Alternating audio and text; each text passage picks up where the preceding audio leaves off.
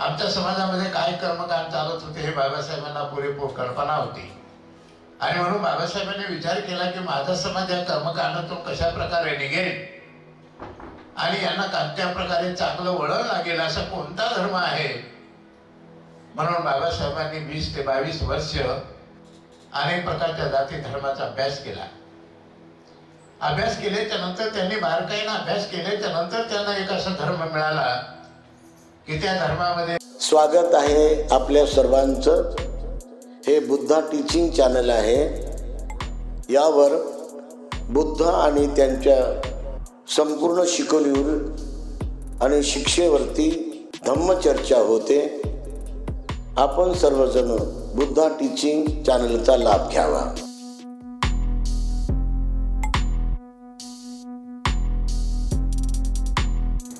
नमो तस्स भगवतो अरहतो सम्मा संबुद्धस्स. नमो तस्स भगवतो अरहतो सम्मा संबुद्धस्स. नमो तस्स भगवतो अरहतो सम्मा संबुद्धस्स. महाकारुणिक तथागत गौतम बुद्ध बोधिसत्व डॉक्टर बाबासाहेब आंबेडकर या ठिकाणी पूजनीय पवित्र भिक्खू संघातील पूजनीय प्राध्यापक डॉक्टर भिक्खू खेमधम्मू महास्तवी, यानंतर धम्म परिषदेचे अध्यक्ष पूज्य डॉक्टर भिक्खू यसाल हिंदवंतजी महास्तवी, यानंतर विशेष धम्मदेशना पूज्य प्राध्यापक डॉक्टर भिक्खू यम सत्यपालजी महास्तवी आणि विशेष धम्मदेशना पूज्य डॉक्टर भिक्खू हर्षबोधी महास्तेर. या सर्व पवित्र भिक्खू संघाला त्रिवार अभिवादन. या ठिकाणी आपण पाहतो की अनेक प्रकारचे प्रवचन धम्मदेशना बाबासाहेबांच्या जीवनावर आपण ऐकलेली आहे. पुढे चालून असं म्हणतात की बाबासाहेबांनी हे सगळं काही इथपर्यंत आणून समाजाला ठेवलं. समाजाला जे काही पाहिजे ते सगळं दिलं. परंतु वास्तविक पाहता जर आपण अभ्यास केला तर काही गोष्टी वळखता आज आपण बाबासाहेबांनी दिलेले जे काही वचन आहे, जे काही शिकवण आहे, ती फारशी आपल्यामध्ये रुजली असं आम्हाला वाटत नाही. कारण आम्ही पाहतो की बाबासाहेबांचा ज्या महाजातीमध्ये जन्म झाला त्यांना सगळं माहीत होतं की माझा हा समाज काय आहे, गावापाशी बाहेर राहत आहे, पशूंना किंमत आहे पण या समाजाला किंमत नाही. बाबासाहेबांनी हे चटके अगोदरच भोगलेले होते. हे सगळं बाबासाहेबांना माहीत असून सुद्धा बाबासाहेबांनी एवढं मोठं शिक्षण असेल करून सुद्धा अनेक प्रकारचे त्या ठिकाणी नोकरी करत असताना सुद्धा त्यांच्याकडे फायल्या फिरकावल्या जात होत्या. त्यांना कोणत्याही प्रकारचा पण अशा प्रकारे खोली राहण्यासाठी भाड्यानं दिली जात नव्हती. एवढी कठीण परिस्थिती हे आमच्या समाजालाच नाही तर बाबासाहेबांना सुद्धा भोगावी लागली. आपण पाहतो पूर्वीच्या जमान्यामध्ये आपल्या सर्व समाज हा गाव कुशीबाहेर राहत असे. परंतु आम्हाला जनावरं सुद्धा खुले गावावरून जात असत. परंतु आमच्या समाजाला मात्र गावातून जाण्याची मुभा नव्हती आणि काही कारणास्तव जर त्याला जाण्याची जर काही जरुरी असेल तर त्याने पाठीमागे झाडू बांधावा, गळ्यामध्ये मटकं बांधावं, चालताना त्याचे ठसे गावातून उमटू नये आणि जर थुके आले तर गावामध्ये कधी थुकू नये यासाठी त्यांच्या गळ्यामध्ये गाडगी होते. अशी दयनीय परिस्थिती आपण पाहतो की बाबासाहेबांच्या जन्मात, बाबासाहेबांच्या आयुष्यात त्यांनी ही परिपूर भोगलेली होती. बाबासाहेबांना माहीत होतं की जोपर्यंत मी शिकत नाही तोपर्यंत मी माझ्या समाजाचं काही भलं करू शकत नाही. म्हणून बाबासाहेबांनी एवढी कठीण परिस्थिती असताना सुद्धा त्यांनी मात्र अशा प्रकारे हुशार असल्यामुळे किर्लोस्कर या त्यांच्या मास्तरांनी त्यांना मदत केली आणि अनेक प्रकारच्या राजांना भेटून त्यांना मात्र शिक्षणासाठी बाहेर जाण्यासाठी निधी त्यांच्यासाठी तयार करून दिला. बाबासाहेबांनी त्या निधीवर अशा प्रकारे काटेकोरपणे ब्रेडचे तुकडे खाऊन आपलं जे काही एज्युकेशन आहे त्यांनी संपूर्ण पूर्ण केलं आणि करता करता त्यांनी आयुष्यामध्ये 32 डिग्री हासिल केल्या. 9 भाषेचं त्यांनी ज्ञान प्राप्त केलं आणि तेव्हा त्यांनी पाहिलं की माझा समाज हा कर्मकांडमध्ये बुडालेला आहे. कारण बाबासाहेब आमच्या समाजामध्ये जन्मले होते. आमच्या समाजामध्ये काय कर्मकांड चालत होते हे बाबासाहेबांना पुरेपूर कल्पना होती आणि म्हणून बाबासाहेबांनी विचार केला की माझा समाज या कर्मकांडातून कशा प्रकारे निघेल आणि यांना कोणत्या प्रकारे चांगलं वळण लागेल असा कोणता धर्म आहे. म्हणून बाबासाहेबांनी 20 ते 22 वर्ष अनेक प्रकारच्या जाती धर्माचा अभ्यास केला. अभ्यास केल्याच्या नंतर त्यांनी बारकाईने अभ्यास केल्याच्या नंतर त्यांना एक असा धर्म मिळाला की त्या धर्मामध्ये कर्मकांडाला जराही वाव नाही. त्या ठिकाणी शुद्ध आचरण करून मनुष्य आपल्या जीवनाचं सोनं बनवू शकतो अशा प्रकारचा त्यांना एक धर्म मिळाला आणि तो धर्म म्हणजे आपण बौद्ध धर्म आपण म्हणतो की आम्ही बौद्ध आहोत.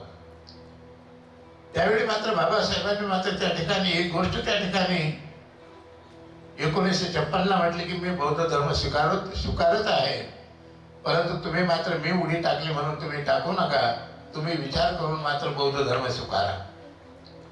पुन्हा असं होऊ नये की कोणी उच्च जातीचे लोक मला असं नाव ठेवू नये की बाबासाहेबांनी एवढा मोठा उंच धर्म शुद्ध धर्म असलेला जगामध्ये सर्वात नंबर 1चा धर्म असलेला तो बाबासाहेबांनी या समाजाला दिला आणि या समाजाला दिल्याच्या नंतर या समाजाने तो धर्म बाटवला असं मात्र माझ्या कानावर येता कामा नये.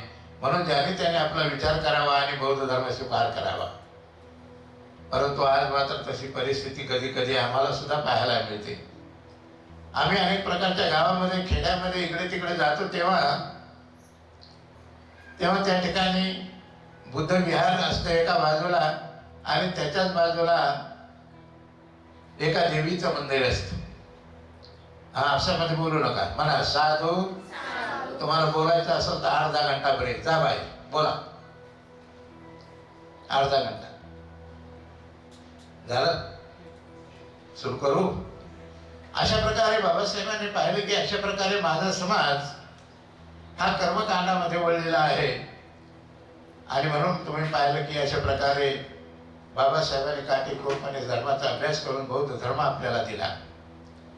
त्यांनी धर्म दिला पण त्यांनी म्हटलं की मी धर्म स्वीकारणार म्हणून तुम्ही माझ्या पाठीमागे उड्या टाकू नका. ज्याप्रमाणे एक मेंढरू पाण्यात फेकलं की धडाधड उड्या मारतं तसं तुम्ही करू नका. म्हणून तुम्हाला पटला तर तो धर्म स्वीकारा, नाही तर माझ्या पाठीमागे तसं येऊ नका. हे सगळं बाबासाहेबांनी त्याच वेळेला क्लिअर केलं होतं 1956 नागपूर मुक्कामी. आणि तेव्हा भगवान बुद्धाने त्या ठिकाणी धर्म दिल्याच्या नंतर आपण बौद्ध झालो. एक मात्र हुशार व्यक्ती बाहेरचा तो म्हणतो की बाबासाहेबांनी समाजाला धर्म दिला, परंतु मात्र बाबासाहेबांनी धर्म दिला ही सगळी गोष्ट चांगली आहे, परंतु तो काय म्हणतो की बाबासाहेबांनी धर्म दिला खरा, फक्त लेबल बदललं, बाटली तीच आहे. काय म्हणतात? लेबल बदललं, बाटली तीच आहे, कारण आमचं महाराचं लेबल निघालं आणि आम्ही बौद्ध झालो, बस एवढाच फरक पडला. बाबासाहेबांनी त्यावेळेला सांगितलं होतं की तुम्ही आठवड्याला कमसे कम रविवारी तरी आपले मुलं बाळ घेऊन आपल्या विहारात गेलं पाहिजे. कोण ऐकते बाबासाहेबांचं? अरे सम्राट अशोकाने एवढं आपलं सम्राट पेपर जो आहे त्यांनी जाहिरात केली की सगळे रविवारी आपले मुलं बाळ घेऊन तुम्ही विहारात गेलं पाहिजे असं म्हणून त्यांनी 2 वर्ष लगातार जाहिरात दिल्याच्या नंतर जेव्हा त्यांनी मात्र याचा ओहापोहा केला तेव्हा मात्र कोणीच मात्र आपले मुलं बाळ घेऊन विहारात जात नव्हते. फक्त म्हातारे माणसं ज्यांना ऐकू येत नाही तेच विहारात जात होते. म्हातारे माणसं ज्यांना ऐकू येत नाही, पायानं बसता येत नाही, कमराला बसता येत नाही, त्याने बिचाऱ्याने वापर करून पाहिलं की कोणीच माझ्या म्हणण्याप्रमाणे पेपर वाचून सुद्धा, बाबासाहेबांना सांगितली ती गोष्ट वेगळी, पण पेपर वाचून सुद्धा आपल्या मुलाबाळांना घेऊन विहारात जात नाही. त्याने पेपर बंद केला. तेव्हा जा का नका जाऊ तुमची मर्जी. लक्षात आलं. आणि म्हणून अशा प्रकारे बाबासाहेबांनी एवढा धर्म दिला. धर्म म्हणजे जीवन जगण्याची कला. ही कला आपल्याला दिलेली आहे. याच्यामध्ये बोकड कापायचं नाही, कोणाला मारायचं नाही, कोणतं यवन करायचं नाही, कोणतं हवन करायचं नाही, कोणत्या प्रकारचं कर्मकांड नाही. फक्त धर्म धारण करे वो धर्म. जो धर्माला धारण करतो धर्म त्याचं कल्याण करतो. जो धर्माला धारणच करत नाही धर्म त्याचं जराही कल्याण करत नाही. म्हणून बाबासाहेबांनी आपल्याला जीवन जगण्याची कला दिली. ज्याला जीवन जगण्याची कला येते त्याला मरण्याची कला येते. ज्याला जीवन जगण्याचीच कला नाही आली त्याला मरण्याची कला कुठून येईल? बाबासाहेबांनी तर कला दिली. मला सांगा, जर एवढी मोठी कला आपल्याला दिली की आपण सुद्धा कसं सुखपूर्वक जीवन जगावं आणि दुसऱ्यांना कसं सुखपूर्वक जीवन जगण्याची आपण मात्र आपल्यापासून प्रेरणा त्याला मिळावी, यासाठी बाबासाहेबांनी आपल्याला धर्म दिला. परंतु आपण खरं तर त्या म्हणण्याप्रमाणे आपण वागतो का? आपलं तसं आचरण आहे का? काय आपण अजून देवीला जातो का? नाही जातो का? सगळे मुलं आपले शिकायला लागले का? बाबासाहेब म्हणतात पायात चप्पल असो किंवा नसो, परंतु मुलाच्या हातात पुस्तक असलं पाहिजे. काय म्हणतात बाबासाहेब? की मुलाच्या पायात चप्पल असो किंवा नसो, परंतु मुलाच्या हातात मात्र पुस्तक असलं पाहिजे. आज जेव्हा आम्ही मात्र फिरायला इकडं तिकडं जातो आणि जेव्हा कॉलेजमध्ये पोरं जातात तर इकडं तिकडं पाहून पोरीचं टोळकं इकडं, पोराचं टोळकं इकडं, आणि मग ते काय करतात, पोरीला पाहून काय करतात, पोरं अशा प्रकारे फूक मारतो, हू असं करतात आणि तिकडलं टोळकं हसायला लागतं, इकडलं टोळकं हसायला. ही बाबासाहेबांची शिकवण होती का? होते? नव्हती ना. मग जर आज जर अशा प्रकारे विकृत होऊन बाबासाहेबांचे एकही शब्द आपण ऐकायला तयार नाही तर मग ऐकता कोणाचं? आणि कुणाचं ऐकून अशा प्रकारे जर तुमचं शिक्षण चालू असेल, काय ते वाऱ्यानं काय फुटतात तिकडं मला नाही वाटत ते फुटू पाठवतात का, काय अन्न पाठवतात का, चहा पाठवतात माहित नाही. तिकडची बारीक झाली की ते पुन्हा इकडं फू करतात. आता इकडं काय मिळतंय मला माहित नाही का, तिकडं काय भोजन पाठवतात का, चहा पाठवतात का, लस्सी पाठवतात. हे आमचं आज शिक्षण. बाबासाहेबांनी तर सांगितलं की तुमच्या पायात चप्पल असो का नसो, पण तुमच्या हातात पुस्तक असलं पाहिजे. पाहिजे का नाही?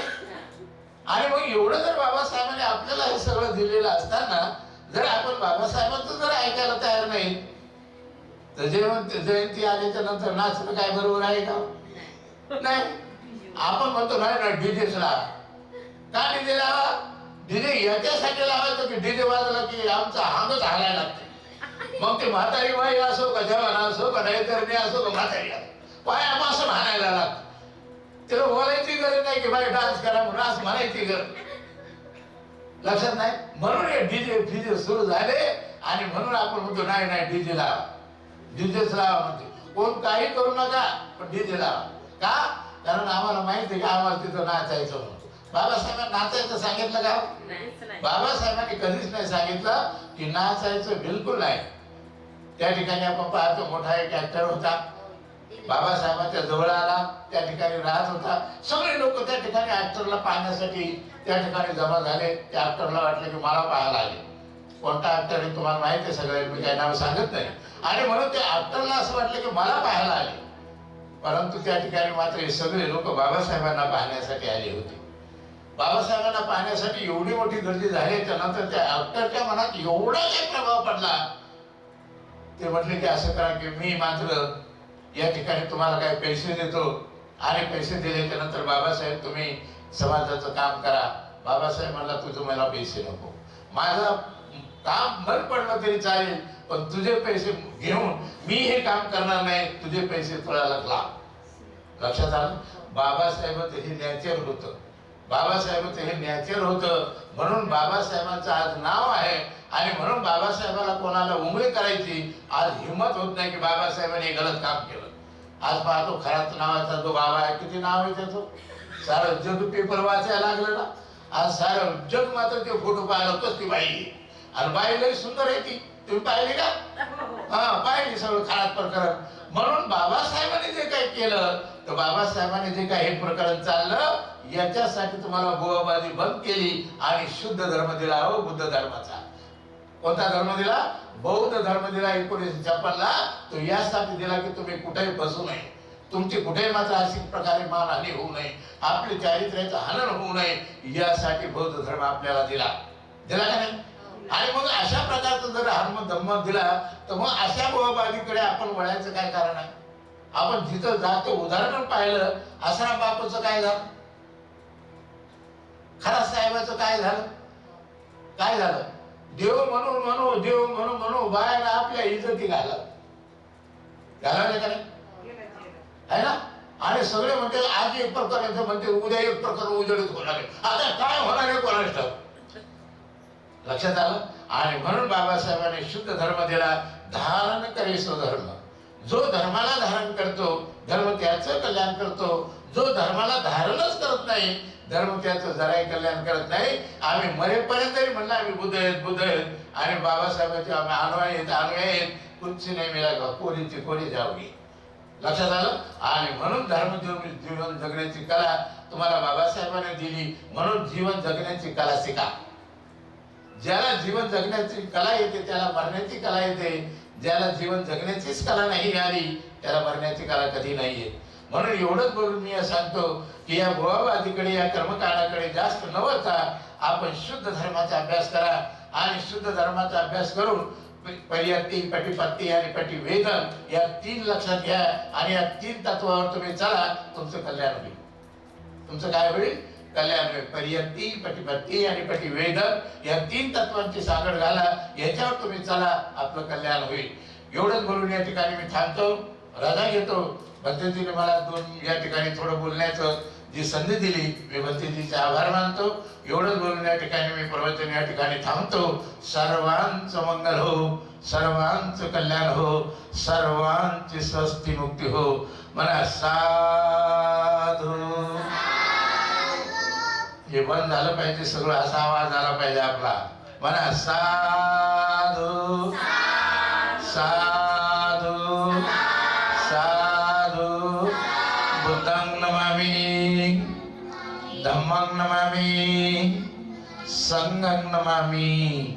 सर्वांचं मंगल हो, सर्वांचं कल्याण हो, सर्वांना आयुष्यभर सुख आणि बलाची प्राप्ती हो. खूप मंगल हो, खूप कल्याण हो. साधू साधू साधू साधू साधू साधू. बुद्धं नमामि, बुद्ध को नमन करता हूँ. धम्मं नमामि, धम्म को नमन करता हूँ. संघं नमामि, संघ को नमन करता हूँ.